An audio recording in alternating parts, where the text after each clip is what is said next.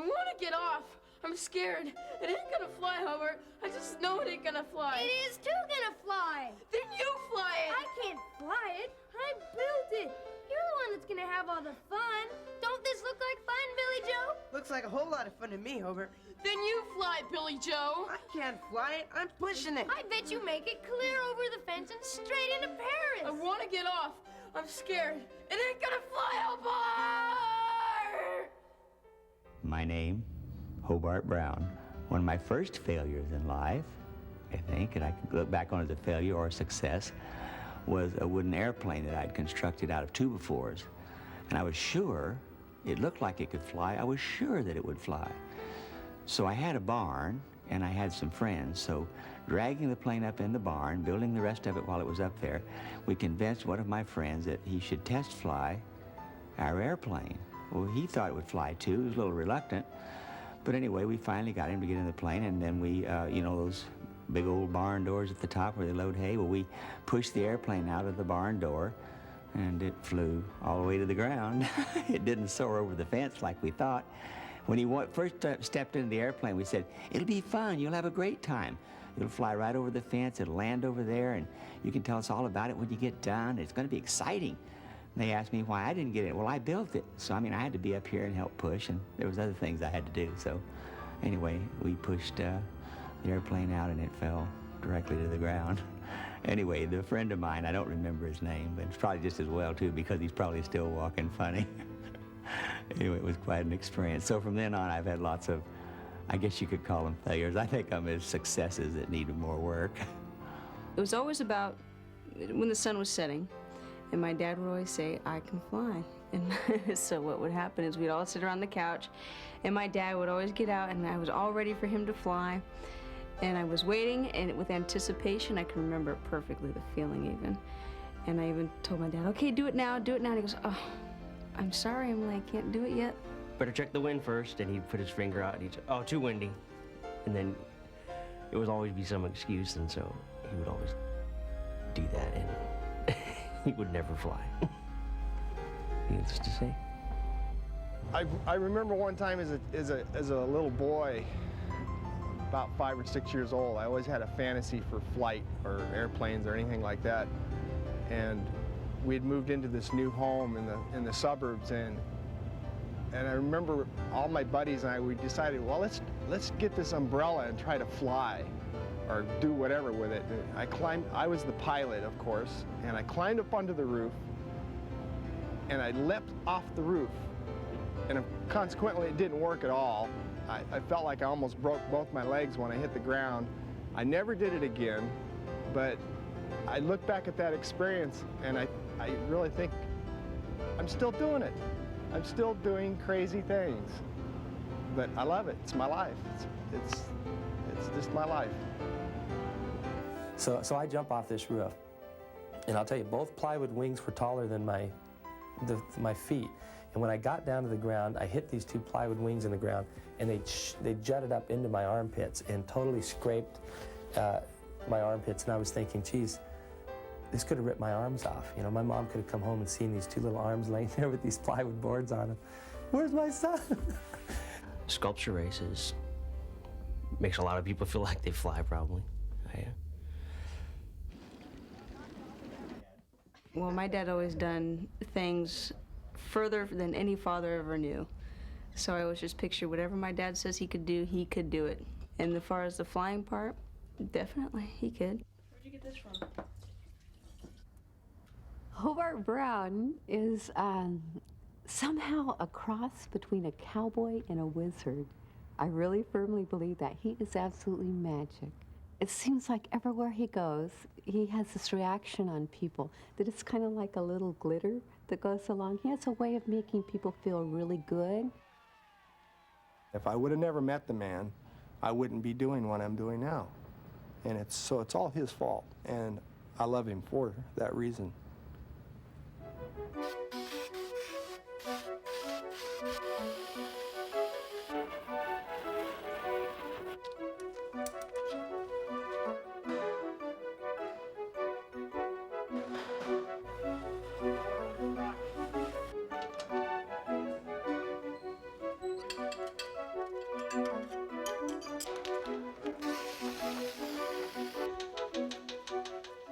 My machine is a 9-foot tall, high-heeled shoe. Iguana. Brontosaurus and a stegosaurus. It has my buck teeth. It'll have blinking eyes and a moving mouth. It's got a fully articulating head that I've built, like a robotic head. My wrinkles. It's almost unexplainable. See, we tried the Hobart Brown exotic drive system several years, and we've had to kind of write that off. It has a rotor blade that spins around on the top and wings that go up and down on the side. We call this the evening shoe. This is a people-powered bus. It's probably going to revolutionize bus driving, because technically, if you really think about it, if this works, I mean, when this works, and you see it in the race, you'll see this going, you'll actually have thoughts that go through your mind like, this could be used in downtown New York. Why, we could get rid of all the smog in the big cities by having buses like this. See, we're really working on solving problems. That's the deep-rooted scientific reasoning behind it, is to move human, I mean, like I added up our 6 people on a machine. That's 965 pounds of human flesh on this machine. And we're building a 700-pound machine to hold 900 pounds of people. So there's 1,600 pounds. Now, don't get in the way of this thing when we're coming down the road. These bicycle parts actually, I mean, they literally fell into place. It's almost like we built this bus years ago for bicycles. The bus knew it needed bicycle parts. We're the only ones that didn't. So now, in answering the call of the bus, we've put bicycle parts in there. And when I was working on it, I just set them in place. They fell in place. Look at this seat. Seats worked.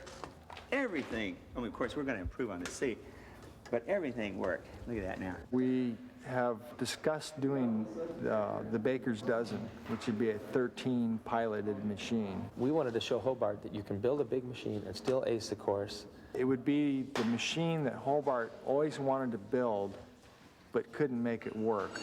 Well, Grandpa believes it's going to work. It's gotta work. I've been on it for 4 days and I ain't even gonna push it. It's gonna work. It has to work. Right, Bob? Yeah, it should. Basically, we went to a simple system, a jet propulsion type. Yeah, might work. None of them have worked. But there could always a first. Think about it. Waving at people as you go by, watching the scenery, having the stewardess serve you something in your seat. A friend of mine won a ticket to be on Hobart's machine, and they gave it to me. And that's how I got into the Kinetic sculpture race.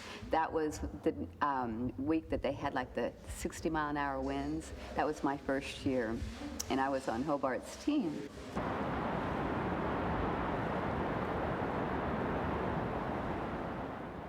Inside everybody's this mad desire to stay alive, you know, way down deep, and we depend on that in this race.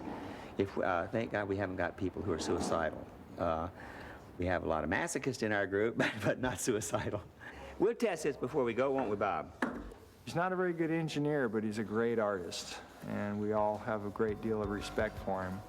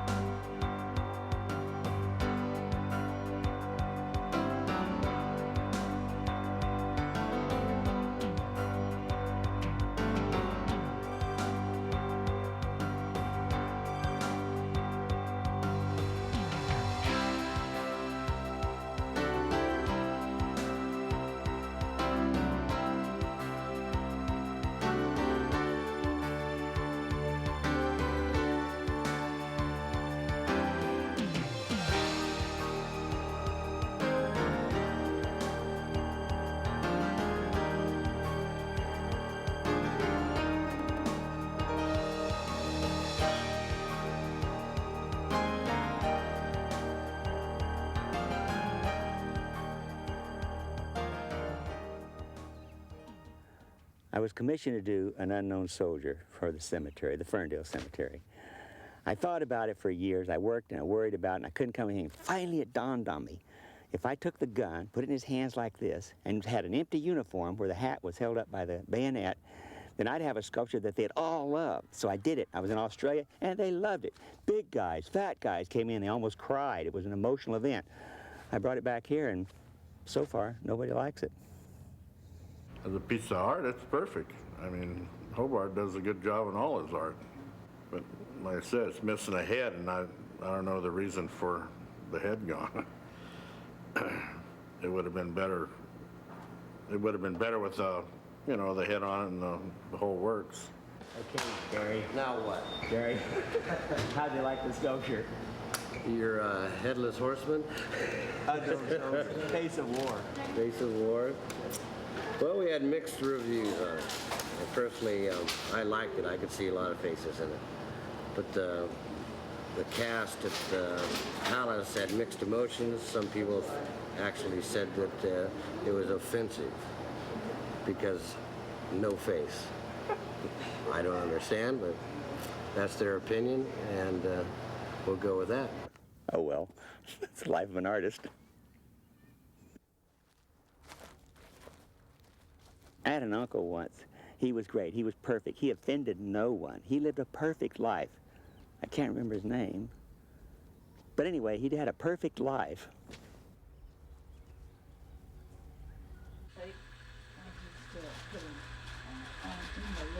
That's all right. Okay. You take me a coconut.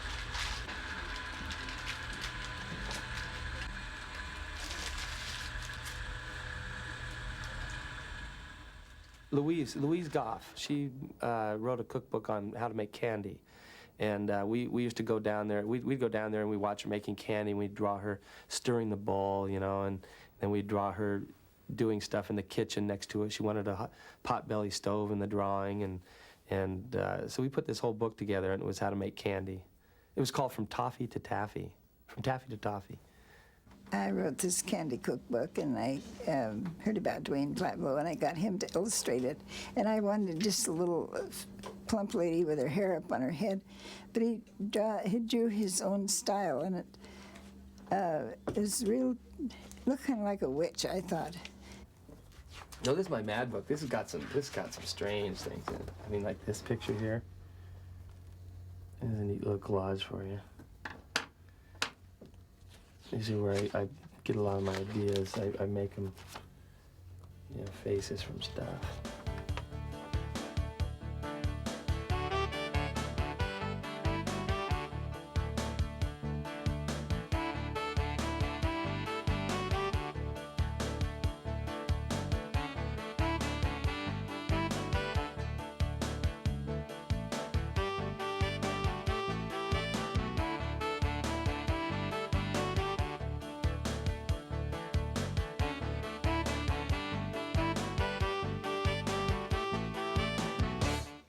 I'm Dwayne's mom, Dwayne Flatmore's mom, and we kind of had an idea.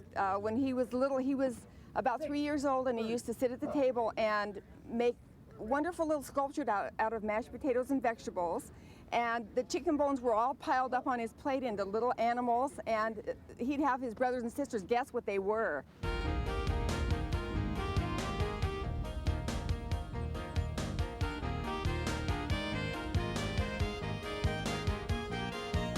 This is my lost dog. I lost my dog. I was given an $850 reward for that. Here's an idea. This is an idea I have for a kinetic sculpture. You just drag the optic nerve behind you on the ground. The whole race goes me, myself, and I.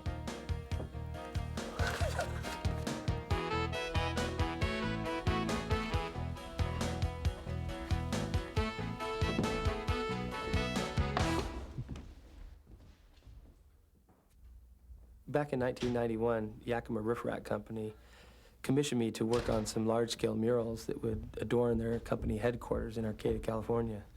And they asked me to do something kind of crazy upstairs, kind of a panoramic view of the globe, showing all kinds of people in the outdoors, recreating in nature, and that's kind of where they gear their company towards, the outdoors.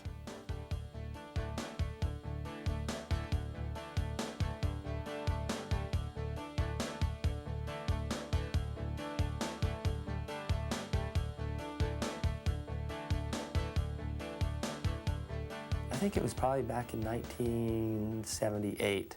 I did a painting, and it was a bit weird. I was inspired by the Victorian houses in town, so I did a drawing of me at a drawing table, and then I had these people coming from the drawing table sinking into the ground, the asphalt, which was a total weird, why would you put people sinking in the asphalt next to this great picture, you know? And so, but I put it in the show, and Hobart happened to be the juror, and I knew Hobart from the race. He didn't know who I was, but I knew him. And he ended up giving it best of show at the fair. And that's kind of how I met Hobart the first time. I said, hey, you judged my piece, you know. And then when I finally got into the Kinetic race and I was Mr. Pencilhead, you know, he started wondering, who is this guy? And then he realized I was the guy that did the painting. And so we hit it off really good the first time. We both, you know, there's a lot of things that we have in common, me and Hobart. I always feel like I'm a lot like him in a way, and in the way he lives his life and does his art, and the love he has for life, the real zest he has for life.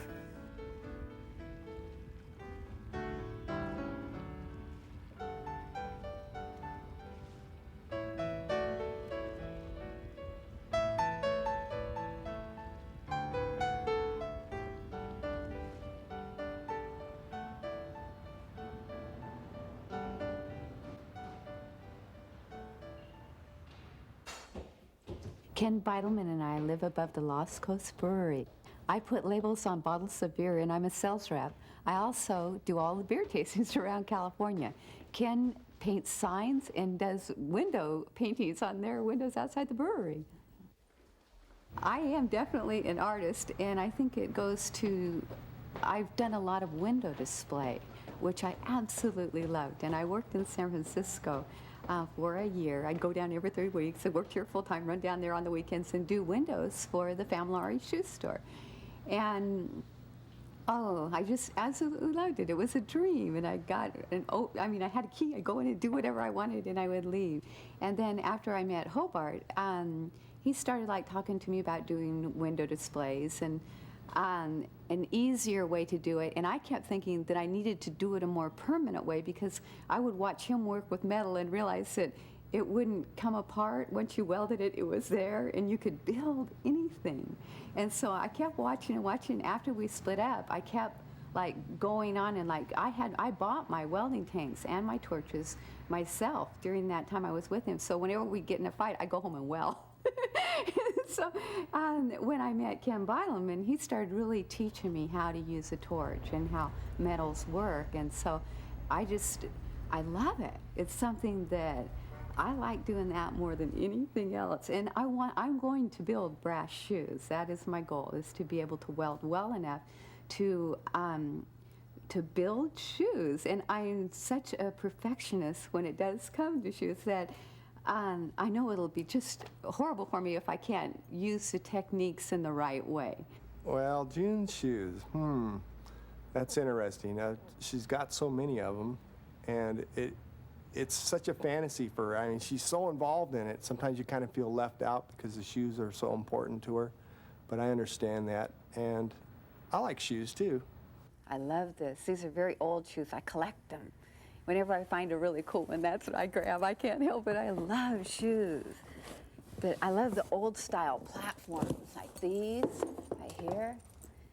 Really cool shoes. The problem with that area though was, or that time was, most of the shoes were brown and black and blue. These are some of the ones that we sold through our shoe store, and they were like $280. This is like, we're talking 12, 14 years ago, but they're all one piece of leather. But they were just gorgeous. We had only 12 of those. And these are all shoes this lady gave me. They were all size 4B. Actually, she passed away and her sons gave them to me. And so I have all these shoes. These shoes have all been in storage now for about 3 years. And so I put them up on chicken wire. I put chicken wire up on my walls, and then I hang all the heels in them. And then that way I can see them all. And a lot of these shoes I can't wear. They don't fit me. But that's okay, because I like them so much. She wants to do the same thing I can do really well, because I've been doing it for so long, and I can make a shoe perfect. And she just actually kind of hates me for that in a way, because I can do it so well, but it's something that she wants to do. She wants to make shoes. So And I'll teach her. If that's what she wants, I'll show her how to do it. The last house that Ken and I lived in was down on the bay, and it was definitely haunted. And all the floors were like curved, and it was kind of like a boat. The man that owned it was the harbor master. He had it built and had 5 daughters. And so, of course, it was large rooms like what we have now. But in order to come into our house, you had to draw a shoe on the wall. And you had to sign it and your name and everything and date it, and you could not move anything to draw your shoe, and it could be anywhere in the house. It didn't matter, but it couldn't be hidden. I think my favorite one was actually a boot that I drew, and the foot was still in the boot, and it was coming out, and there was like a chopped off leg, and there was a little bone sticking up, little blood spurting out. She didn't like that one. We had like parties where everybody came and they drew shoes all over the house, and it was wonderful because there were people from all over the world. And they'd come down and they'd see our sculptures sitting out and talk in front, and we'd start talking to them, this big conversation, and they'd end up coming upstairs, and so we'd say, now wait a minute. Because see, that way it made them part of our house, and it was good. It was a real good feeling because they were now part of us. They were part, and we were part of them. They had their artwork in our house, and it was there to stay. We have photographs of all of that. I grew up right over there, out in Arcata Dairyland. I grew up on a dairy farm out in the middle of that area. It's so beautiful out there. It's awfully windy, though. It's really windy. I'm glad now I live at the brewery, because I can see it. But that's where my parents live now. I was there for 18 years. And people usually don't realize, or they think that I came from somewhere else. I don't understand. Just a dairy farm girl. I wanted her to get a job and work, to prepare for her old age. It gets here fast. I understand her feeling, and I know that she really does want the best for me. I know that. But it's just not me. I have a job. I have 4. But deep in my heart, I'm just different than she is, and I'm different from my whole entire family. What I've learned from Hobart is to laugh at myself, my downfalls, and to be able to enjoy my good feelings about life, myself, that I am okay the way I am. And that even though I've chosen a different path, it is okay.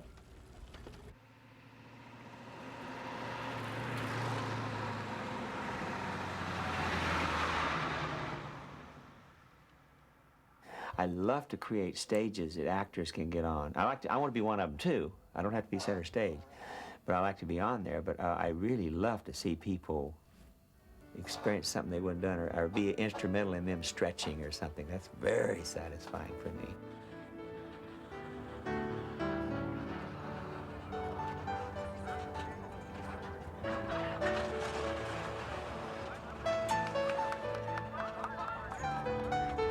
Him getting this race going has created a lifestyle for a lot of us, like myself and Dwayne Flatmo and June Moxon, and a lot of other people have really.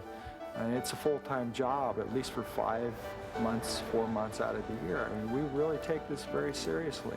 We don't stop. We put in more hours on this than we would on any other job. And it's all for the glory.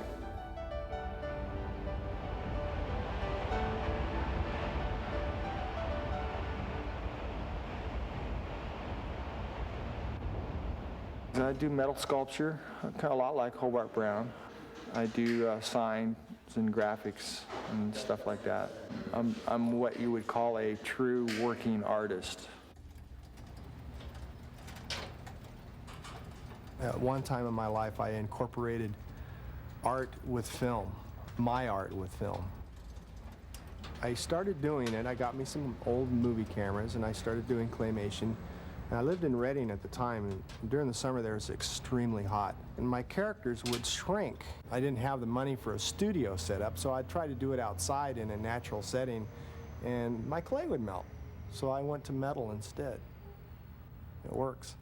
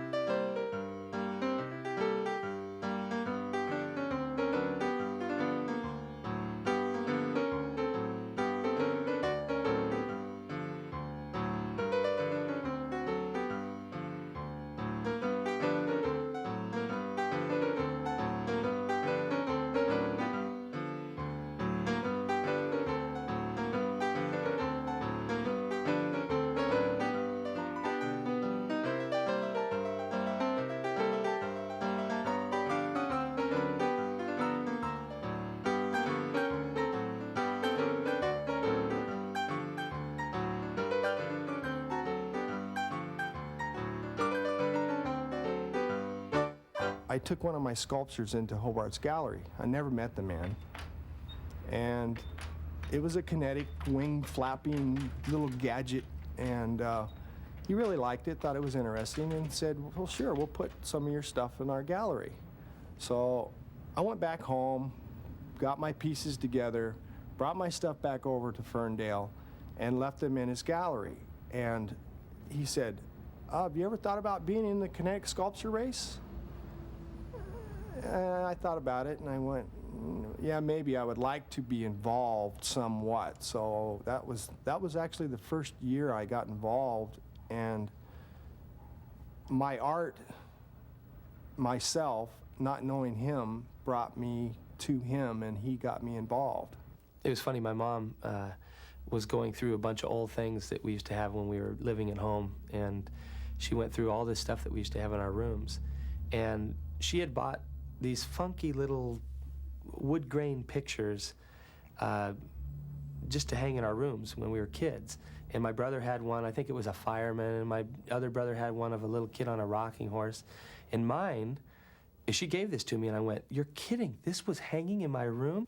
And I thought, there's a little bit of a little, you know, cosmic thing here. Here I am, a space cadet, you know, with this, writing this contraption. And that's exactly what what I'm doing now, you know, real spacey stuff with, you know, kinetic sculptures. So I thought that was a really neat alignment there, seeing that. I hung it in my shop, you know, where it should be. I always think of us like spreading the kinetic gospel. Whenever we go somewhere, we talk about kinetics, and we inspire people and get them excited. And we're always trying to get people in the race, and we're always trying to, you know, it's just neat. You know, everywhere we go, we start to talk about the race, and then they say, oh yeah, I heard something about that. And then we introduce them to you know, Hobart, or we get the phone number of Hobart, call Hobart and get some information on it. And we're always looking for people who are into the same thing as us, but just don't know that the race is going on. I've always been in contests. In fact, we formed the Ferndale Academy of Motion Picture Arts Field Arts Award Contest. Can't think of the whole title. But anyway, what we did was we built a film, which was a 16-millimeter classroom film, which didn't turn out all that great. But anyway, it was bad enough. It was just that far from greatness. But anyway, so we had a contest. We knew we probably weren't going to get a call from the Oscars or any of that sort of thing. So we decided, well, we would have our own contest, and we'd have our own awards, which we would actually give to the actors, whoever was in there, plus a few people that weren't in there. Anyway, so we made these Hobie Awards, and so we had this big Academy of Motion Picture Arts and Science Gala event here on this stage. And we had the best performance and probably put on the best thing Humboldt County's ever seen. And we gave ourselves an award, and we invited Dr. Peter from the Peter Principle, who wrote the Peter Principle. He came out. It was a wonderful, wonderful event. Had the Navy color guard here. It was big. We were big. We were just a little ways from what they do down in Hollywood, but we were great. Another contest I've been involved in was one day I got a phone call, and they were having an ice cream eating contest. And the radio station that was chosen to be in the contest were friends of mine, and they knew I liked ice cream. So they were all overweight, and I think they were sensitive about that, so they asked me to go in and eat ice cream for them. So I did, and I had no intention of winning. In fact, I always have trouble in competitions where I'm supposed to win. Anyway, so there I was eating ice cream, and I was doing great. And I love banana nut. I just love banana nut. Anyway, got a little sweet, so I switched to vanilla. But anyway, my friend, finally all the other people had faded out in the contest. There were other media people there. And they had all faded away, and I was down to just the two of us. And this friend of mine, who was at another radio station, he was eating all kinds of ice cream, you know, like he had root beer, he had all the different flavors, and finally, he chose licorice. And when he got licorice, I knew I'd won. Even without trying, I knew I'd won. Anyway, he tried it, ate the licorice, threw up, I won the contest. And then that took me on to another contest where I ate 108 ounces of ice cream, which was different. I didn't even have room for a cup of coffee afterwards. So then this catapulted me into greatness, and I was on Watch My Line in New York, and at no time did I ever really want to get in this competition. Here I was on my way to New York. Dwayne, could you be on a flight tomorrow night at 5 o'clock for New York? And I said, yeah, no problem. And they said, well, we'll call you tomorrow morning because we're not really sure we're going to use you yet. So we'll call you in the morning. We're either going to tell you, you know, Express Mail's going to be there at 10 o'clock with your tickets, or you're not coming. So here I have to go through a whole night thinking, well, how am I going to do this? And I had a list of 50 people I wanted Mickey to call the minute I knew I was on the show. And, you know, because even when I went out there, they flew me out there overnight, and I had to come back like the next day. I had to fly back. And I didn't even know them because they sent 5 people out there. They were only going to use 3 of us. So we all got up and did our audition to the producers and stuff. And the one guy who didn't make it, he stuck Yahoo chocolate soda bottles in his belly button, and he'd turn the caps off with his belly button. And so he didn't quite make it on the show, and I knew he felt really bad. But when they came back in and said I was on, I went, yeah, that was great, really great.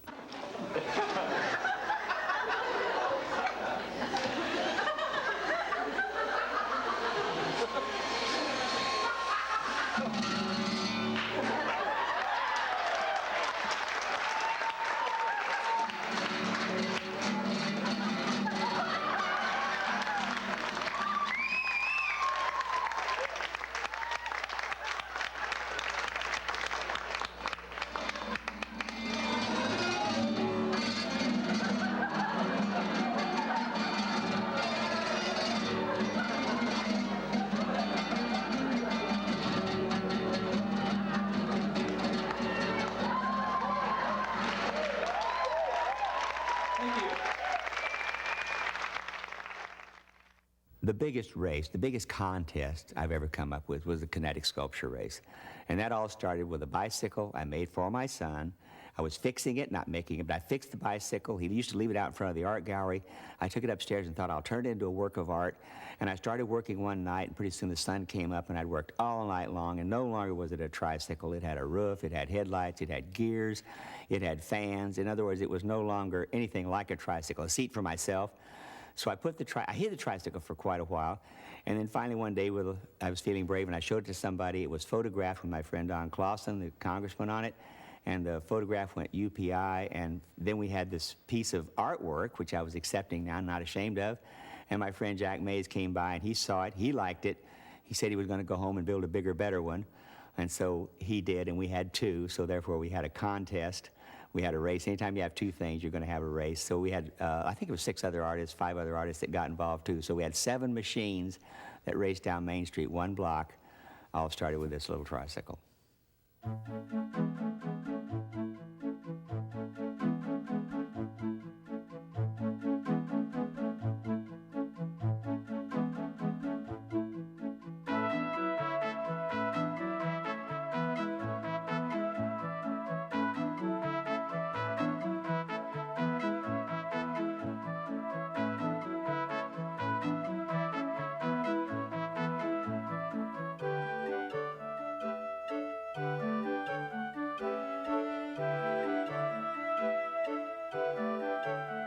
The 1 block race was great.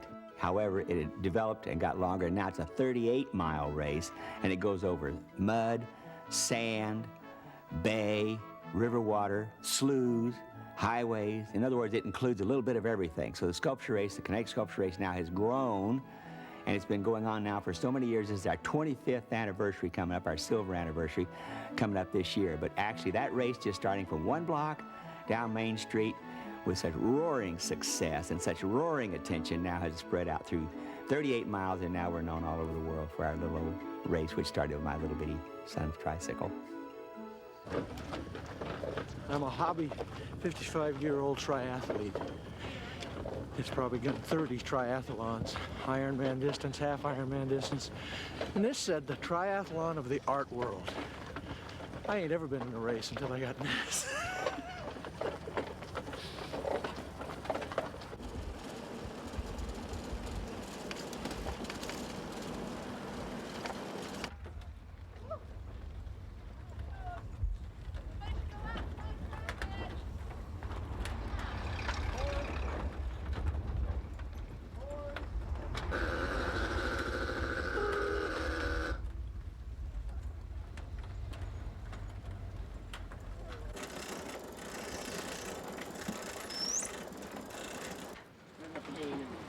There you go. Want some of this? Yeah, okay. Paul! Yeah. 1, 2, 3. Let's wait till everybody gets... Man.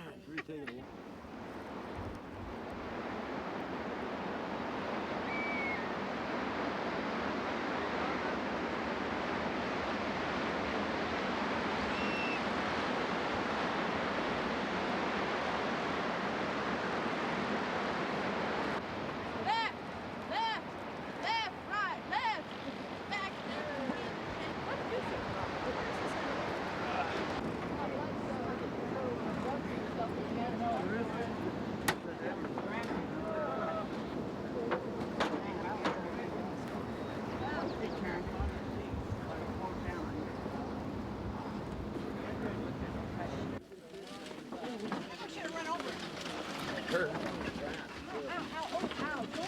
You're gonna get run over. Here, it's coming.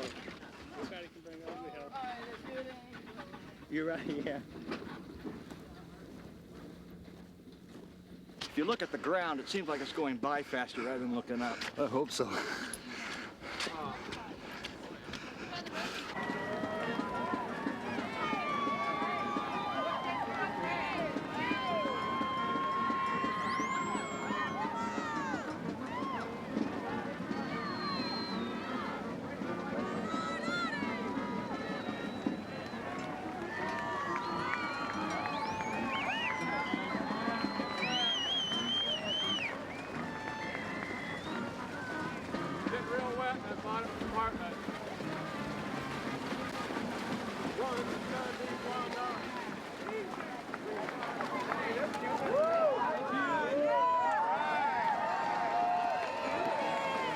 We're really rolling, and when we go in the water now, you're going to see our propeller system, which hasn't been tested yet, but we've got a real good feeling about it.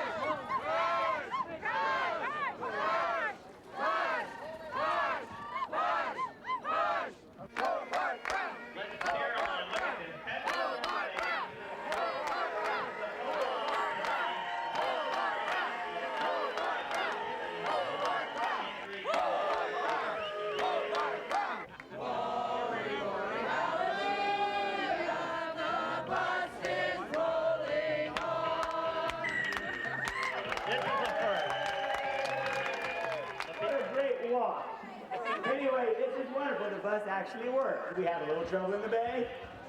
Not bad. But anyway, here we got to roll into town, as you saw us. Now we're probably going to take on commercial, regular commercial bus service. So you can expect us from Arcata to Ferndale now pretty frequently. We went across country on our Kinetic sculpture, pedaling from Ferndale, California to St. Augustine, Florida. We left June 18th of 1989 and went 4,012 miles, pulling 2,160 pounds. It was Ken Beidelman, myself, June Moxon, and our scratching, itching, licking, biting, snorting, black and white cow dog. We call her Scratch for short. But she went all the way with us, too.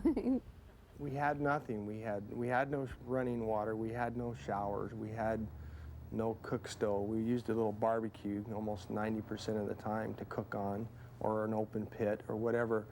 And to most people, that seemed so destitute. But to us, it really wasn't.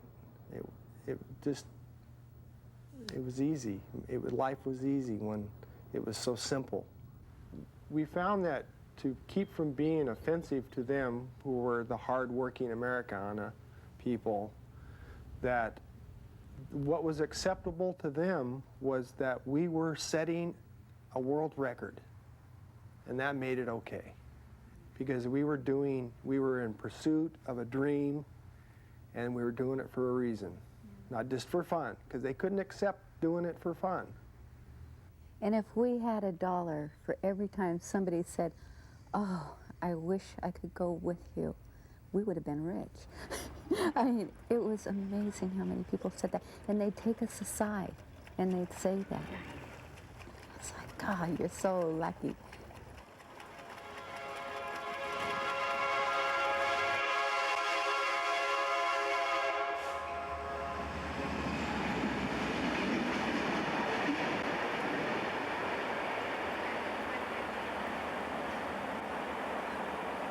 It was a changing event or a changing adventure every single time we stopped. We'd come to a town, and usually people already knew about us because the camera crew had found us, or the newspaper, or just from people passing us on the road. And so everybody knew, and they felt like they all knew us. And so we get there, and it'd be like, "Wow, you're here! and it was the one thing you could do where everybody was really happy to see you. And how many times can you do that in your life, where everybody's completely delighted to see you?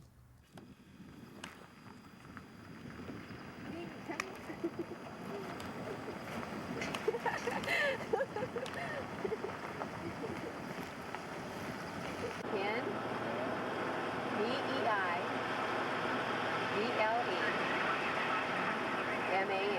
Yeah, what was your name again? Huh? What was your name again? Bill Steele. Bill Steele. What's the dog's name? Scratch and itch and lick and bite. Scratch and itch and lick and bite and snort. Black and white cow dog. Black and white cow dog. Scratch. We just call her Scratch. Scratch for short. Okay. That is all right. Well, I never seen rigs like that, and I know nobody else has either. Yeah. This lady come in, she was just terrible upset. She just, it's a funny contraption that looks like it's been wrecked. Well, I'll go look and see. Well, thank you very much But for it's checking fine. on us. Y'all have a good trip. All right, thank you. Clear back in Idaho, we had talked about what is the worst thing that could happen to us, and that was that Ken would break his leg. And so at that time, we had like worked everything out pretty much already, and maybe we brought it on ourselves, but we had kind of forgotten until it happened, and then it kind of just like everything worked. And it was fine, it was okay. It was like we knew what to expect, and we kind of just went with it. What else you gonna do? We had to finish. The only way we could figure out to finish it up was, since my left leg was hanging in a sling and in a cast, we hooked up a strap around my right foot so I could pedal with one arm and one leg. And that worked pretty good. So, in fact, it worked so well that we decided to hook June's arms up also. And probably within 3 weeks, we were back to our mileage that we were getting normally before I broke my leg. Well, and talk about a workout. It's like we were pedaling and pulling like this for 6 to 8 hours a day. It was when we took off, it was basically devastating. We were doing, the first day we went 4 miles. Feel like a little Indian that could. I think he's doing it, my God, with the cast on. He did it all by himself. There it is, from there to there. Yeah, this body here is actually the one that June rode all the way across America in. And this is what we call the poor man's carbon fiber. And we actually take paper towels and carpenter's glue and put it over a chicken wire armature and just glue this all down. After it dries, we paint it with plain old latex exterior house paint. And it has withheld the wind, the rain, the sun, snow, hail, just about any kind of bad weather you can think of, and it's still in one piece. It's amazing. I'm scared. It's really scary out there. There must be winds 100 miles an hour. Scratch is scared. There's even a tree up there trying to invade us.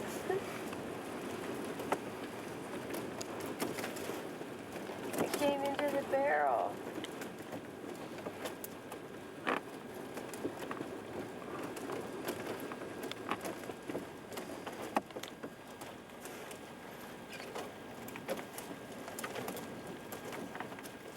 Scary. Really scary.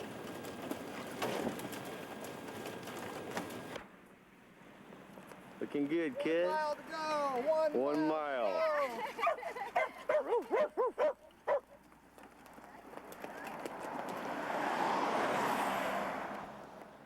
Hobie, it's beautiful here. I'm so glad I know about low standards. We're just not sure how low is low. Love, June, Ken, and Scratch. Hobart, wish you were here, riding in the back with all the other precious stuff we brought along. We lightened our load by about 100 pounds. Everybody is waving and wishing us luck. It's really incredible. This is it.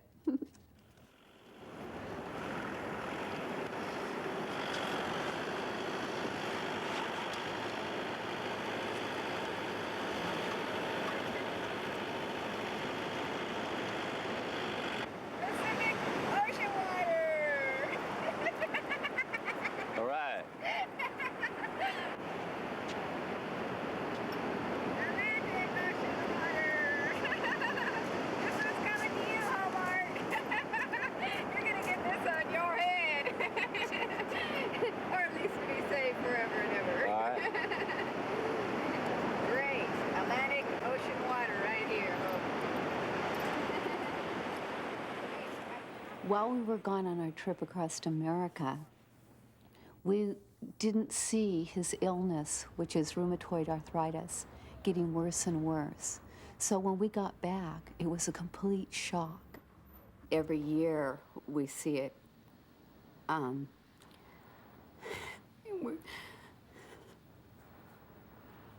We see it get harder and harder for him, let alone being able to walk. His toes are all deformed. His hands are completely deformed. I don't know how he does it. The man has an incredible courage that I've never seen in anyone. He's incredible.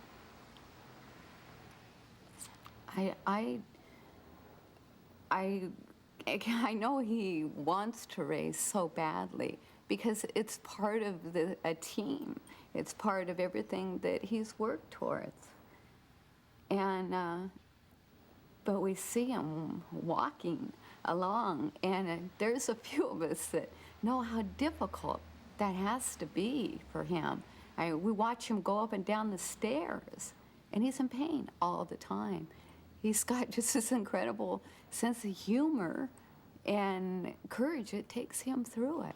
And I'm sure it's a personal test for him, because every year, as long as he can keep doing that in his own mind, he's probably still okay, is what he's thinking. We've been trying to talk him into just going in certain areas of the race for years. And it's just a personal thing for him. It's his own personal test. And he's still doing it.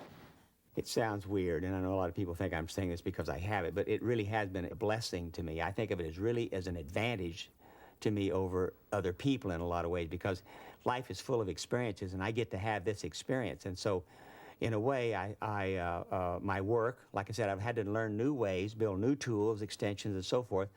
But I've also, it really has, it's forced me at 59, it's forced me to slow down where I might have been 70 or 80 or something like that, but I still feel clear about what I'm doing. So now I just do things different, and I come up with better and I think greater things because of the arthritis. In fact, it's been a real vehicle because I get to talk to doctors and other people about attitudes and say, hey, you know, life's just how you look at it. It's just an attitude. You can say it's bad or you can say it's good. That's up to you. Want a bad life? See everything's bad. Want a good life? See everything's good. So I see arthritis as a real plus. And also, I get to park in those special places for cripples. Oh, incidentally, I want to say that about cripple. I don't want to be called handicapped. I want to be called crippled. It hurt getting here. I want full credit. He went to the doctor, and they told him that he had approximately 1 year, and his joints would be gone. And he can get an operation, but the operation will cost him $25,000, which he doesn't have. These windows were broken out during the earthquake, and we've milked it. We haven't milked it for all it's worth yet. We're going to put a little slot here, and it's going to say Hobart Bank, night deposit. Your money will be accepted cheerfully, and so on. But anyway, and also another thing about the earthquake is my hands. They were straight before the earthquake. I'm going for federal money. If I had it, I would give it to him. I just can't believe that this man is going to lose his life, which is basically, that's what's going to happen. It's going to lose his life. If he can't work as an artist, besides the fact that he has no other income, he has no other income, but it will be gone. I don't know what's going to happen. I love him a lot, but I love him different. And he knows it. We all love him. And he's just a very good person. He's good for all of us. We've got something special.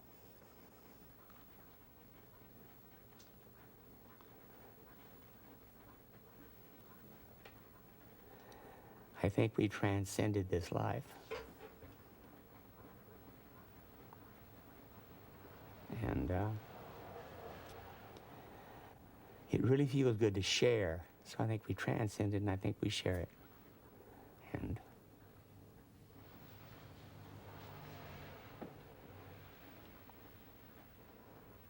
we just know something.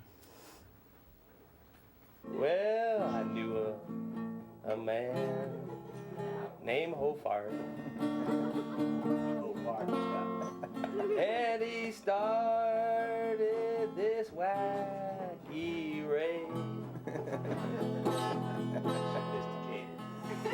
But I always got so sick to my stomach. Cheating. Every time I saw his face. Yeah, sing it to me, brother.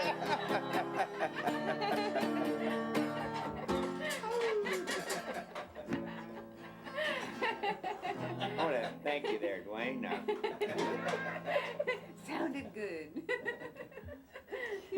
Made my eyes puddle up, Dwayne. There's a lot of people that go to that race, and I symbolize something to them. I don't know what it is. And I'm just going to cut out for a year, and then I'll be back again. I'll do something to participate, but I don't want to let those people down because they that means something to them. If they just, I mean, it means something to me, too. Selfishly, I just love that. I mean, I'm just filled with the rush that you get from the crowd and their acceptance, their approval is just overwhelming.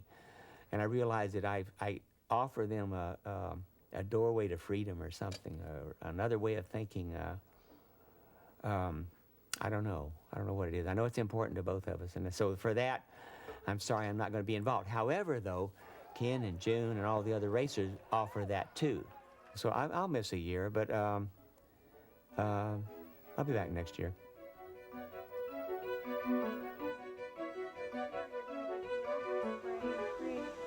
You know, a color pattern Right. on the yellow. Maybe this little design here will cut. You can cut one out, and then you can turn it over like this. Yeah, and kind of do this all the way around. It'll be somewhat the same, but somewhat different. Right. Okay. So I need to come up with go one ahead. good one. Go for it. Fly and be free.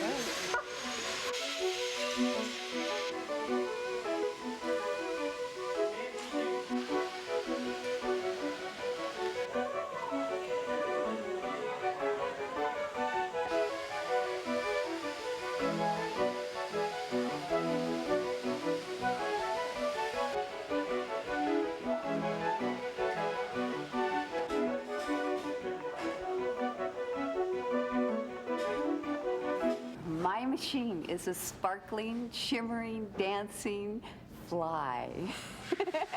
Either an armadillo, a lobster, or a crawfish. We're all totally disconnected this year, not like the iguana. The lips move and talk and go up and down. You've got legs that come out. You've got a tail that whips up and down. Beaks that move.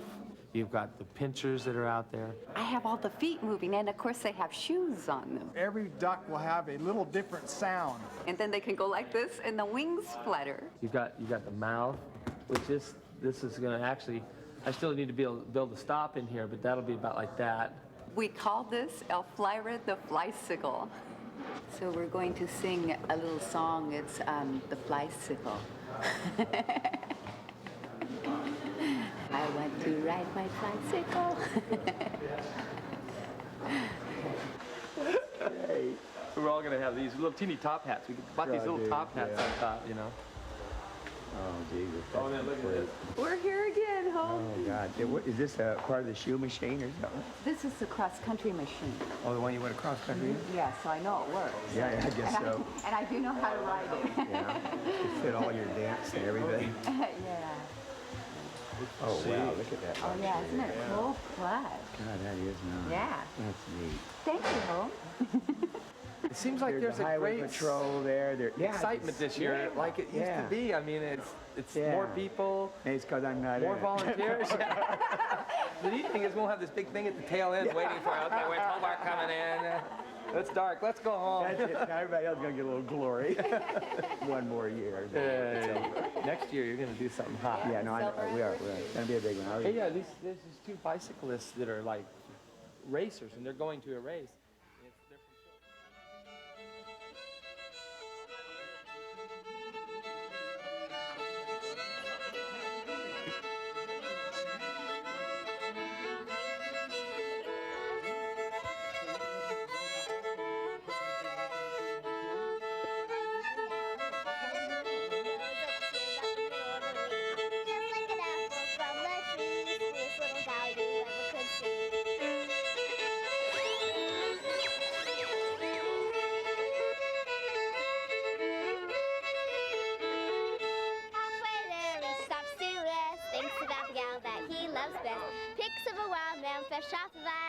name's teacher. Do feel fine.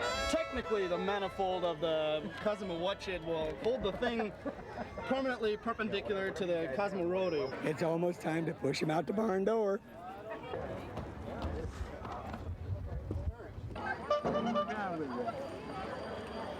We're the Tough Old Birds. Tough Old Birds. And this is his 5th year and my 4th year at racing.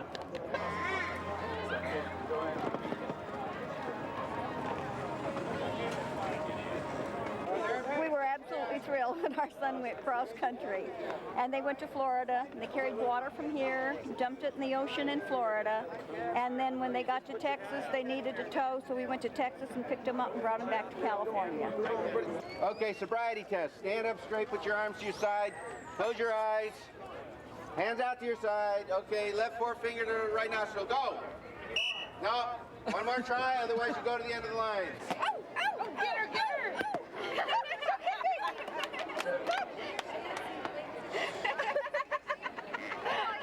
Wow, that's cool. All right, emergency exit.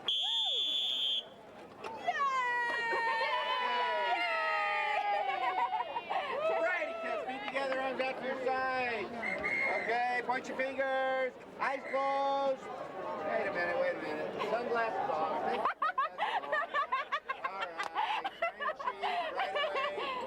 Okay. Point your fingers, close your eyes. Right forefinger to your nose, go! One of the things we really need to do is get the officials on our side. So we've made some pins especially representing our steelhead machine, and we're bribing the officials whenever and wherever we can. We're the art judges, and we take bribes. We do. It's very important. Very important to take bribes. The bigger the bribe, the better the points. And we judge on kinetic thrills, costumes, original design, color, humor, theatrics, and glory, of course. But especially bribes. I want to make sure that some of the younger pilots, etc., know where to go this year, and they know where all the important timing positions are. You know, things like checkpoints and time ins, times outs, stuff like that. Teddy bear, let me see the teddy bear. All right. We have teddy bear technology. Who gave you the sobriety test? Jerry? I touched his nose with my finger. All right, very good. I do just like you said. I get out the same way, and I get out. I climb over the seat, walk back. She gets out hard. Yeah. Hard. Yeah. No, not too bad. Mwah. See you later. It sure got heavy. I got a fly in my hair. You must be touching the Hold on. I think it's going to be real brutal. The winds are picking up. It's going to be straight in our face, and I'm sure we're going to get wet. I'm almost positive because my ankle hurts.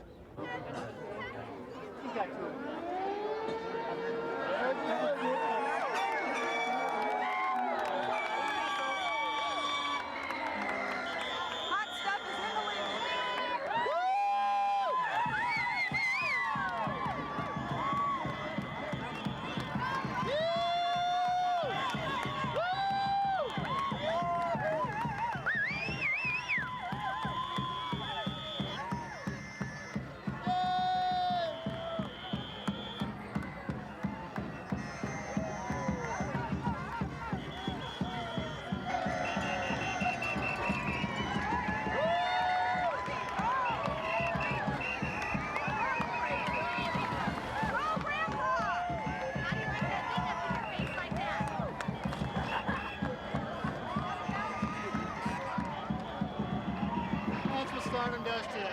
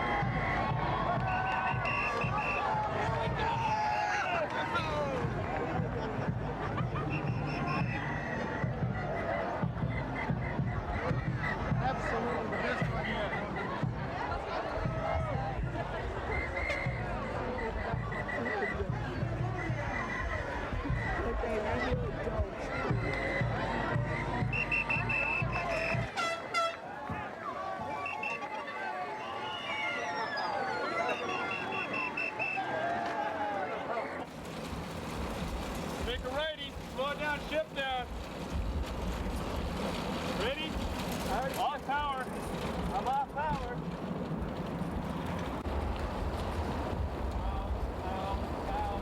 Let it roll.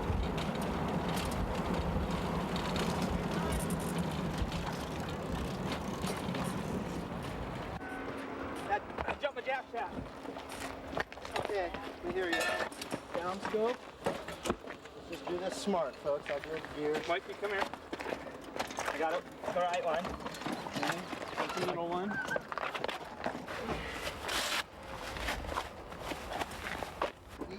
It's not It's locked unlocked. back.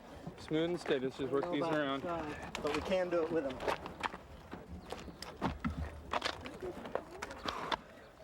Is there anything to drink? No, let's adjust this one a little bit.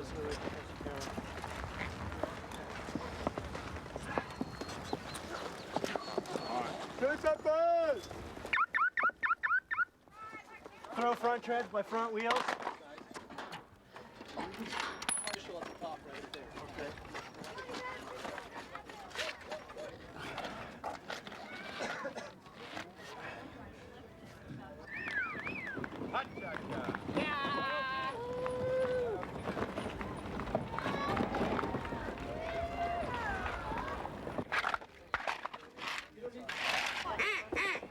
Okay, forward a little bit, please. Can't wait for the track all day. Where's our pit crew? Right on. Red Hot Chili Peppers. Yeah.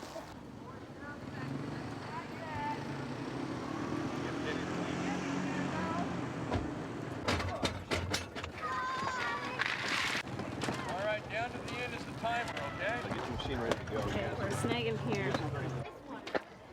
If I lift this up right here. Wait. Oh, man. I think we're going to have to put on these out here.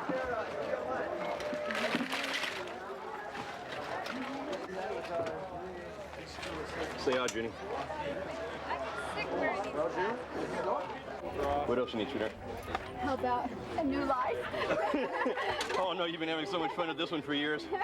Come on, June, it's just like the Rockies. It's just like the Rockies, okay? You're up and roll real good.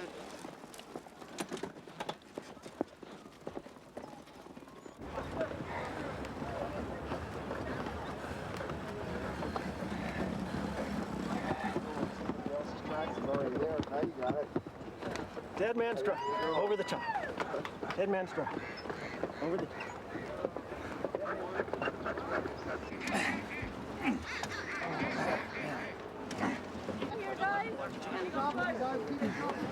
We're almost there.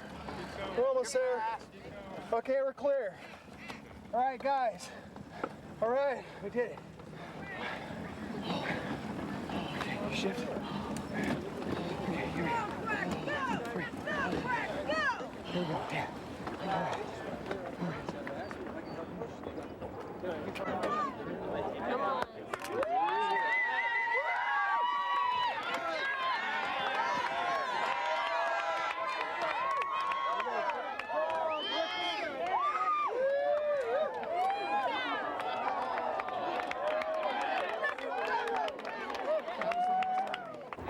You guys see a bunch of lame ducks? Anybody see any lame ducks? You're about a half hour ahead of you. Oh, they're not too lame, I guess. You're going better up the hill than they were.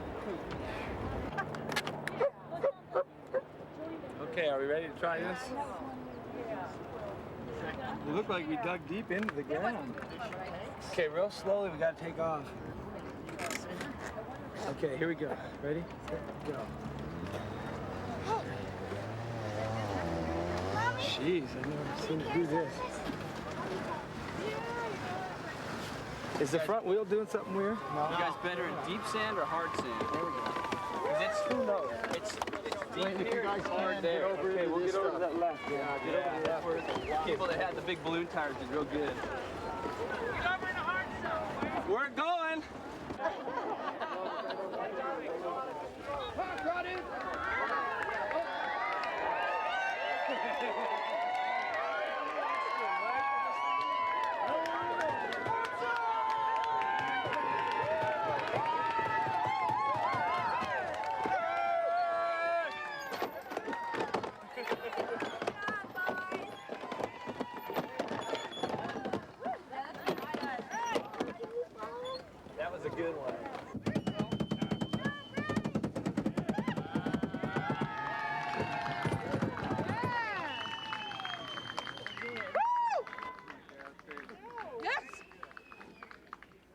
If we die, spread our ashes over the ace people who've gone before us.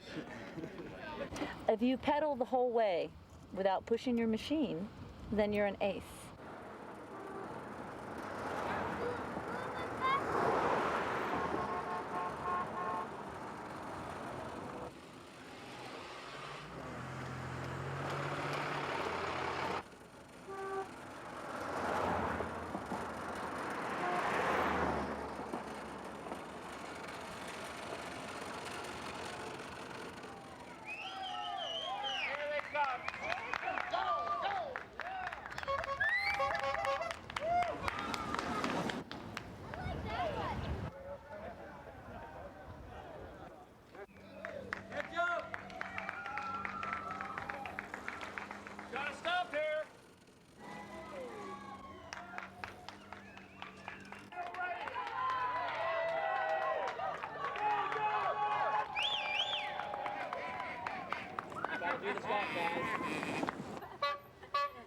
I'm dead on my feet, but I'm still acing it.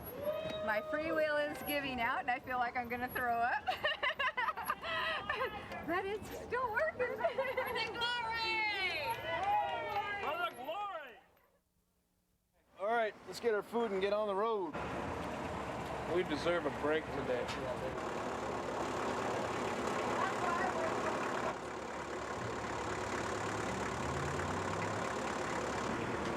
You guys waiting in line? I can't do this without my ascot on. See you down at the club.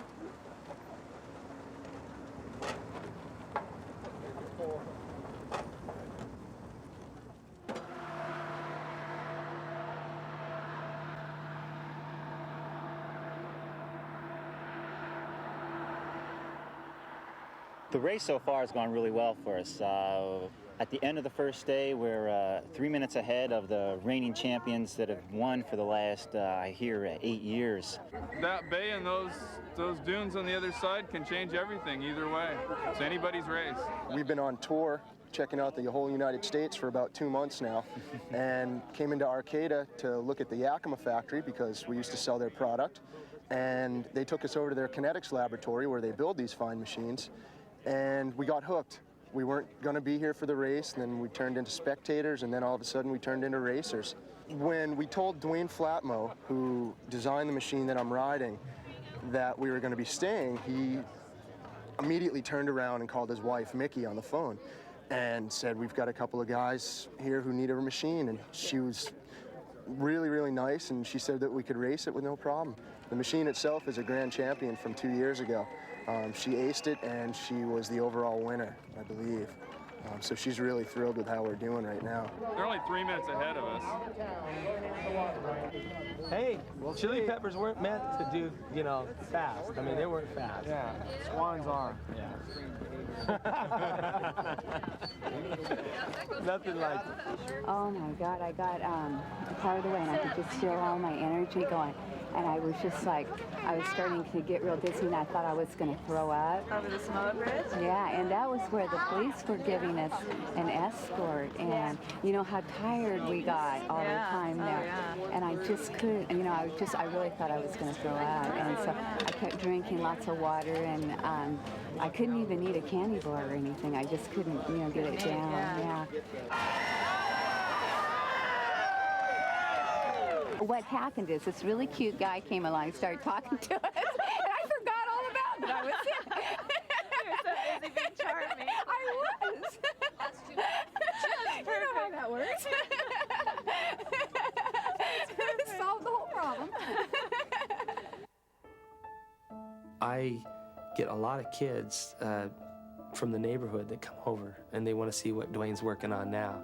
And I've always been really good to, include the kids. If they want to help on the sculpture, include them in, and then paint their name on the machine. If you can inspire a couple kids here and there and make them realize that not all adults are serious. Some adults actually, still carry on their childhood fantasies and still do them now. And it doesn't have to have a monetary gain. It doesn't have to be something that's going to be serious. It can be something that just brings happiness to people.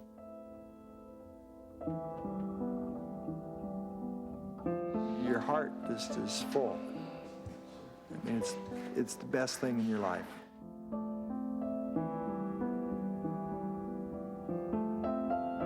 It is a way of life for us, and I think it's a real good one.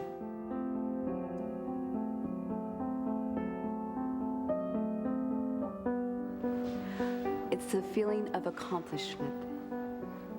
It's the best thing of deep in your heart, knowing you did something that you weren't sure if you could do or not, and accomplishing that. That's what glory is to me.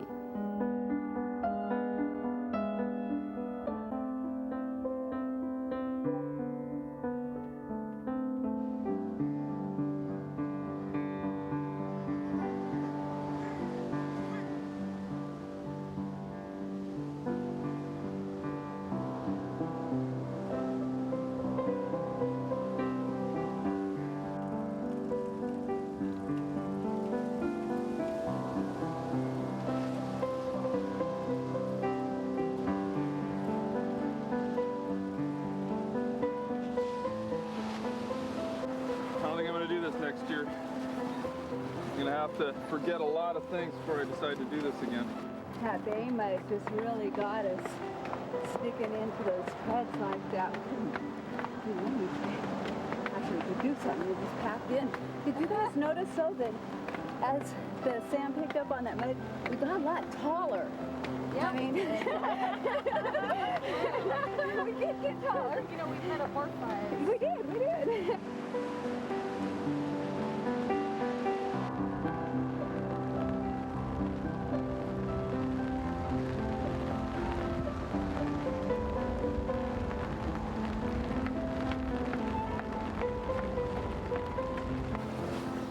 I think I'm really most upset with the disorganization of the organization.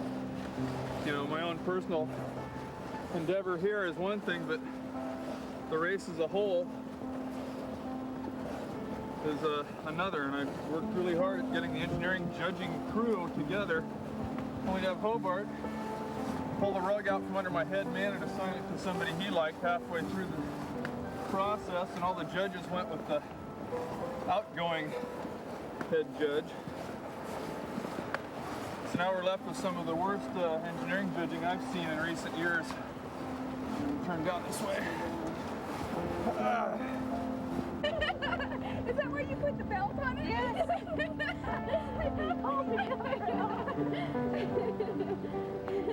Let's see, I didn't want to get mine dirty. Well, if I were you, Jen, I'd ask for your money back.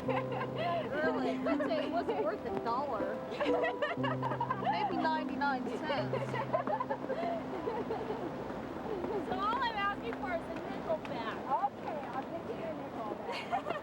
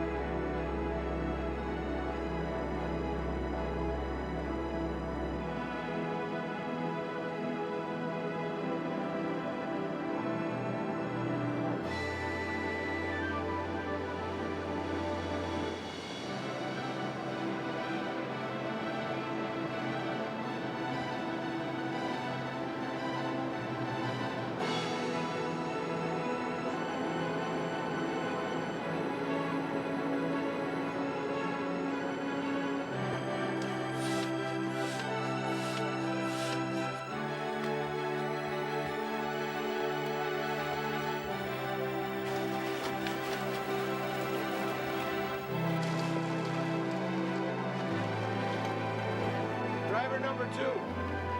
Thank you.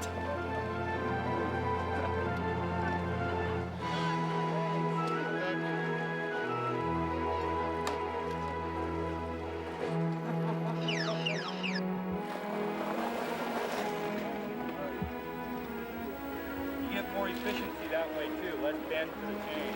Okay.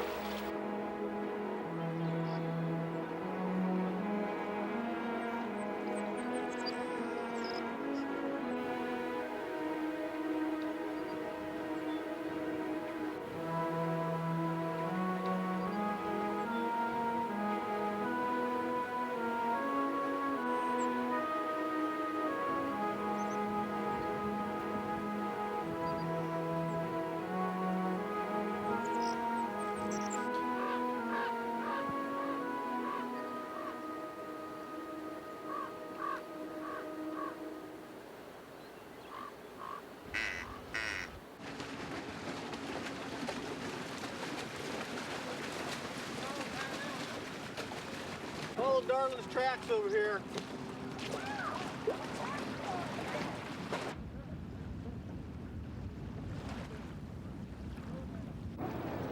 Okay, bring her out now. Too much. Bring her up. Hold her right there.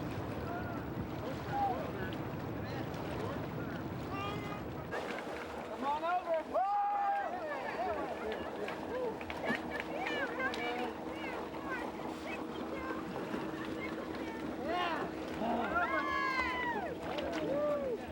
Okay, this is a checkpoint. Come on, Ducky!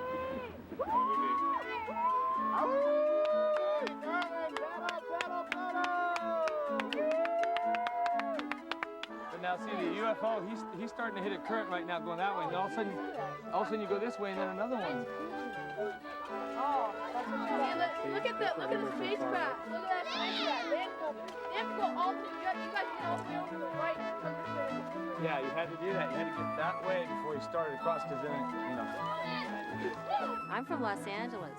I don't ever see things like this in Los Angeles. Never. Never, ever. No, no.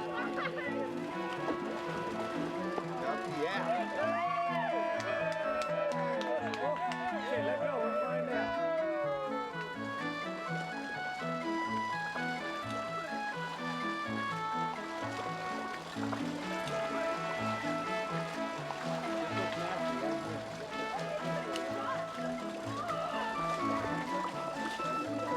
Hey, quick break.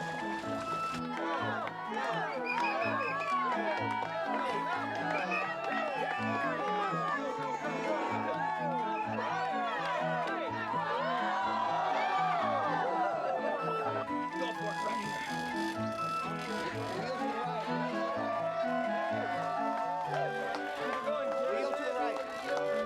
Go straight, left, left. Gotta get your speed up. Yeah.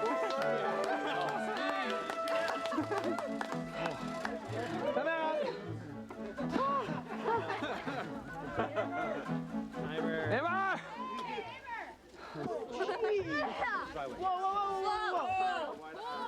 Push! Push! Hang on to that.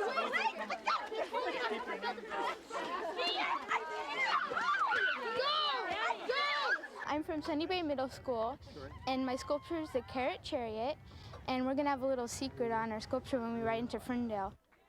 Our special surprise that we have planned is that we're gonna have Hobart Brown ride on our sculpture into the finish line into Ferndale. He should be part of the race this year. He's not being part of it, and we really wanted him to be, so we thought it would be good if he could ride on our sculpture with us and be part of our group, part of the Carrot Chariot.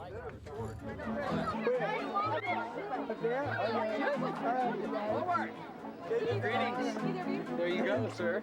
I'd like to thank all the little people. Wait, I think that might be mine. They are all around you.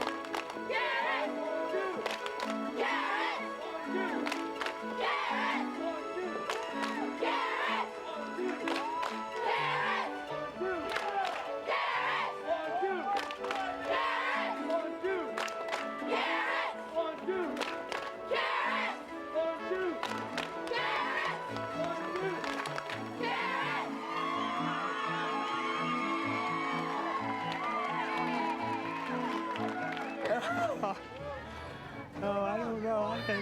There's a lot. They found something.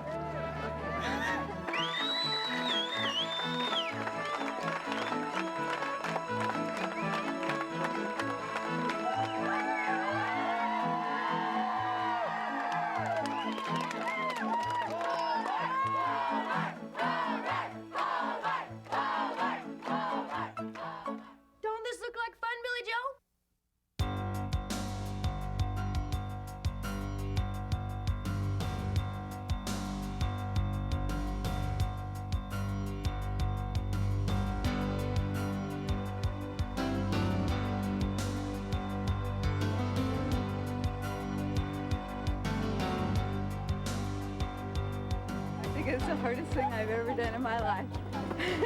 Even more than the Rockies. But we made it. And we aced sliding slow.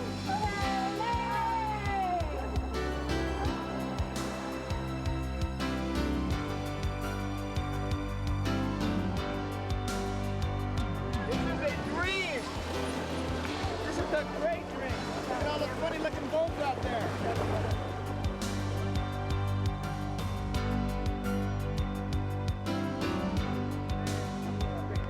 And everything just started falling. You're okay. You built a great machine.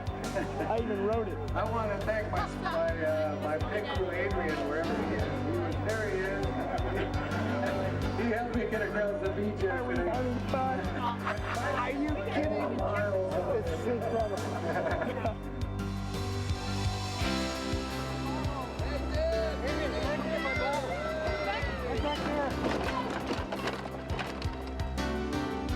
This is a Rambler. This is our coveted award for the mediocre prize, the center of the pack. Neither extreme. It's not the fastest, not the slowest, but the one that wins the sculpture race dead center will drive this little baby home. We can get it started.